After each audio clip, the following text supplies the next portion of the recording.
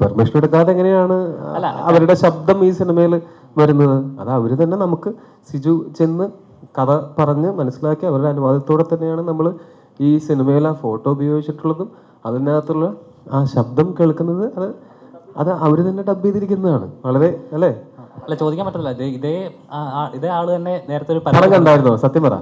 ഞാൻ കണ്ടില്ല. ഇന്നാണ് ബുക്ക് ചെയ്തിരിക്കുന്നത്. ട്രെയിലർ മാത്രം കണ്ടിട്ടുള്ളൂ. അല്ല, ചോദിക്കാൻ കാരണം ഇതേ ആള് തന്നെ മറ്റൊരു സിനിമയിൽ ശബ്ദം ഉപയോഗിച്ച് പരാതി കൊടുത്തിട്ടുണ്ടായിരുന്നു. അതുകൊണ്ടാണ് ചോദിച്ചത്. നമ്മള് അതൊരു പ്രൊഡ്യൂസറായിട്ട് ചിന്തിക്കുമ്പോൾ എന്നുള്ളത് മാത്രമല്ല, എങ്ങനെ ചിന്തിച്ചാലും ഒരാളുടെ അനുവാദമില്ലാതെ അവരുടെ ശബ്ദമോ രൂപമോ ഉപയോഗിക്കുന്നത് ഒരു ശരിയായ കാര്യമല്ലല്ലോ. അപ്പോൾ നമുക്ക് ഇതിനകത്ത് എന്തൊക്കെ ഇത് മാത്രമല്ല, ഒരുപാട് കാര്യങ്ങൾക്ക് നമുക്ക് അങ്ങനത്തെ പെർമിഷൻസും റൈറ്റ്സും ഒക്കെ അക്വയർ ചെയ്യേണ്ടി വന്നിരുന്നു. അതൊക്കെ ചെയ്തിട്ട് തന്നെയാണ് നമ്മളത് ചെയ്തിരിക്കുന്നത്. അല്ലാതെ ചെയ്യുന്നത് ഒരു എത്തിക്കലി റോങ് ആയത് കാരണം കൊണ്ട്.